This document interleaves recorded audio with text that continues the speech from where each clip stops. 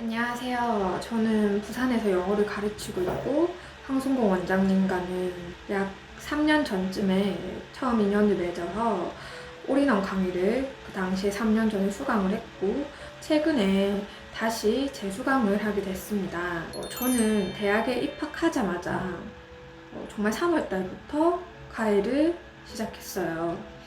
그 뒤로 운이 좋게도 소개를 이어가면서 계속해서 과외를 했고, 그래서 대학에 다니고 있을 당시에도 평균적으로 7, 8명, 많으면 10명 정도의 학생을 가르쳤기 때문에 과외를 본업으로 하시는 분들 못지않게 했기 때문에 물론 제가 대학 졸업 후에도 계속해서 저는 아이들을 가르쳤고요. 그래서 3년 전인 그 당시에도 제 나이에 비해서 경력이 크게 부족하다라고 느끼지는 못했어요. 뭐, 나름의 자신이 있었었고요. 30대, 40대 갈 강사분들보다도 경력적인 면에서는 거의 10년 가까이가 됐었기 때문에 아이들의 성적을 올려준다는 것이라든지 아이들과 교감한다는 것에 있어서는 나름의 자신감과 자부심을 가지고 있었습니다. 근데 다만 그 외에 큰 고민거리가 두 가지가 더 있었는데요. 첫 번째, 저의 티칭이 제가 가르치는 아이들이 고등학생에 국한되어 있었다는 겁니다. 저는 제가 고등학교에 졸업하고 얼마 되지 않아서 대학생이 되자마자 가르친 학생조차도 초등학생, 중학생이 아니라 고등학생이었어요. 그러니까 그 뒤에 소개를 이어온 학생들이 전부 고등학생이었고요. 간혹 고등학생, 언니, 오빠의 동생인 중학생 학생들을 가르친 적은 있지만 거의 대부분이 다 고등학생이었어요. 입시 위주의 강의를 했었거든요. 그렇다 보니까 저는 초등학생이라든지 중학생을 가르치는 것에 있어서는 접근법 자체가 어디서부터 어떻게 시작을 해야 할지 막연함, 심지어 두려움까지 있었어요. 고등학생 어려운 지문들 팍팍 문제풀이 해가고 문법 설명 그런 거 너무 자신이 있는데 정말 기초인 이제 알파벳 갓된 정말 이제 막 비동사 막 이렇게 하고 있는 아이들은 어떻게 가르쳐야 할지에 대해서 너무 막막하더라고요. 그리고 또 두 번째는 방문가의 수업이 이동식 수업이다 보니 그에 따른 고민거리였습니다. 일단은 제가 사는 지역이 부산인데 부산이 고지대가 참 많아요. 굉장히 높은 곳에 아파트들이 많거든요.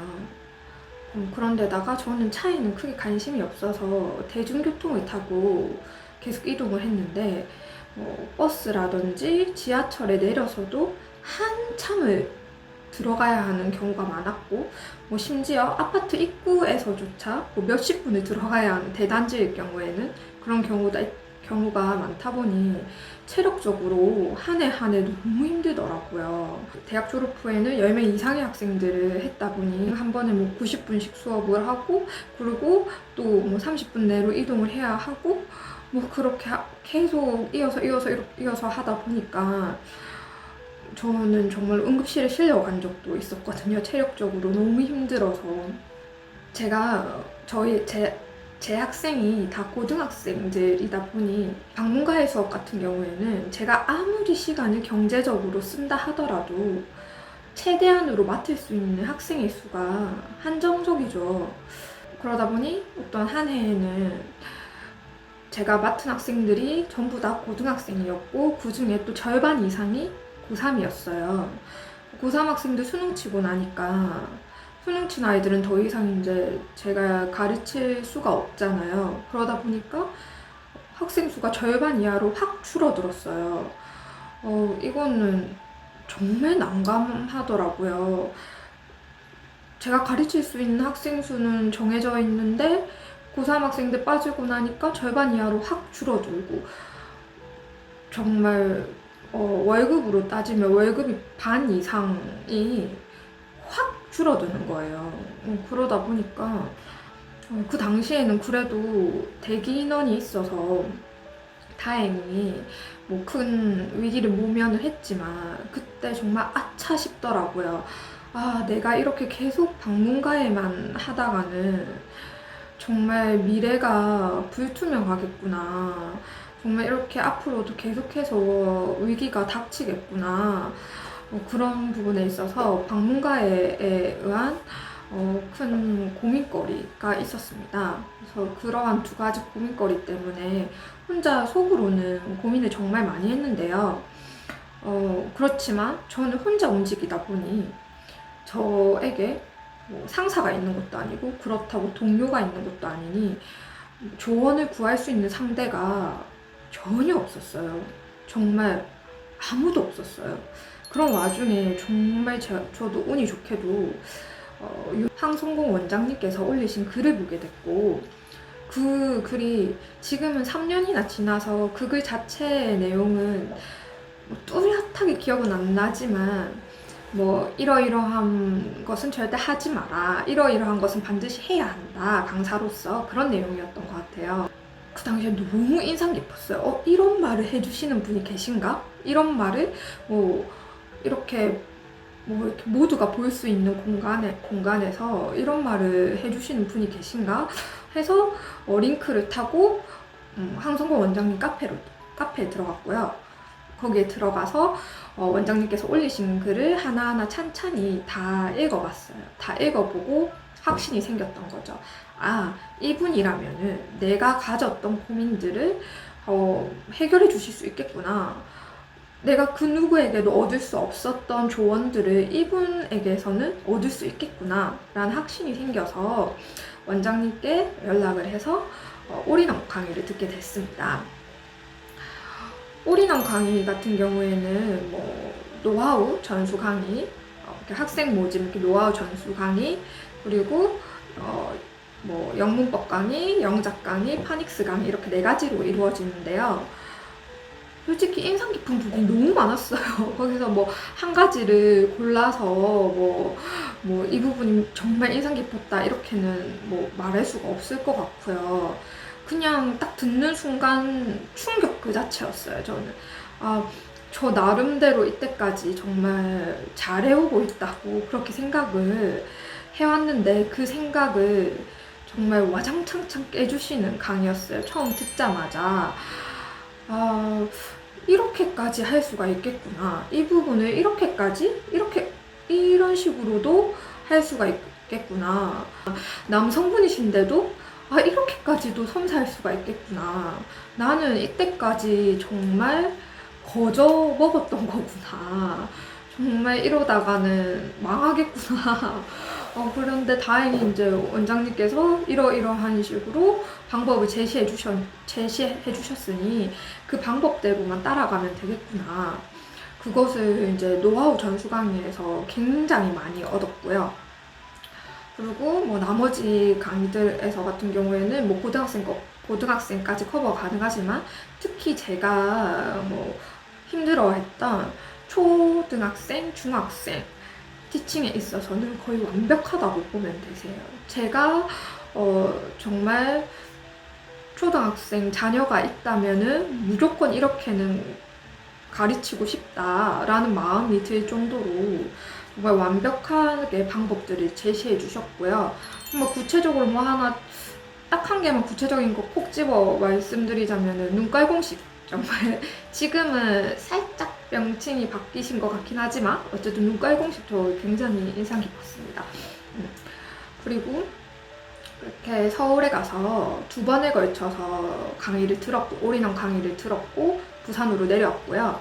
부산에서 이제 내려와서 저는 이제 그동안 방문가에만 계속 했는데 올인원 강의를 듣고 나서 용기를 얻어서 이제 공부방을 한번 차려보자 하고 큰 결심을 하게 됐습니다.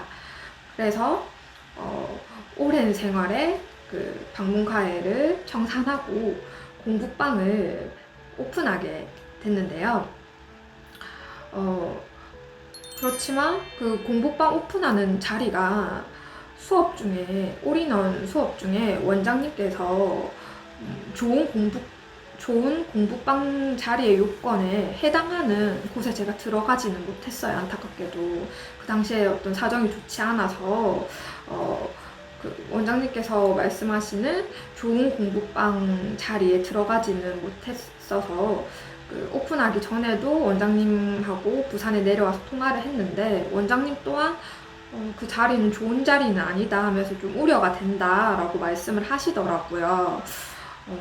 그렇지만 이제 제 사정이 어쩔 수가 그쪽으로 들어갈 수밖에 없습니다. 이렇게 얘기해서 공부방을 결국은 오픈을 하게 됐고요. 그럼에도 불구하고 원장님께서 가르쳐 주신 대로, 제가 배운 대로 공부를 해서 단 2주 만에 그러니까 저는 처음 오픈을 한 거니까 0명에서 시작을 한 거죠. 0명에서 처음 모집한 2주 동안 10명을 모집했습니다. 10명을 모집했고 그 이후에 소개를 이어져서 가장 학생이 많았을 때는 30명까지 됐고요. 그렇게 이제 공부방을 운영을 하다가 아이들하고 정도 정말 많이 쌓이고 그랬는데 너무 안타깝게도 제가 건강이 좀 많이 안 좋아졌어요. 좀 공부방을 이어갈 수 없을 정도로 건강이 좀 안 좋아져서 그래서 어쩔 수 없이 공부방을 접게 됐어요, 제가. 그때 아이들하고 헤어지면서 너무 슬프고 미안했었던 기억이 지금도 나네요. 그리고 정말 딱 1년을 아무 일도 하지 못하고 이제 건강을 회복하는 데만 매진해서 다행히 지금 보시다시피 이렇게 건강을 회복을 했습니다. 건강을 회복을 하게 돼서 그래서 이제 다시 이제 용기를 내서 재기를 해보려고 큰 마음을 먹었는데 정말 딱 1년을 쉬었다 보니까 너무 겁이 나더라고요. 이게 다시 시작하려고 하니 1년이나 쉬었고 어떻게 해야 하나 좀 너무 겁도 나고 막막하고 이러한 고민을 하다가 다른 데 전혀 안 알아봤고요. 바로 항성공 원장님께 연락을 드렸어요. 원장님께 연락을 드려서 재수강을 이제 하게 됐습니다. 저거 3년 전에 들었을 때는 여러 명이서 같이 들었거든요.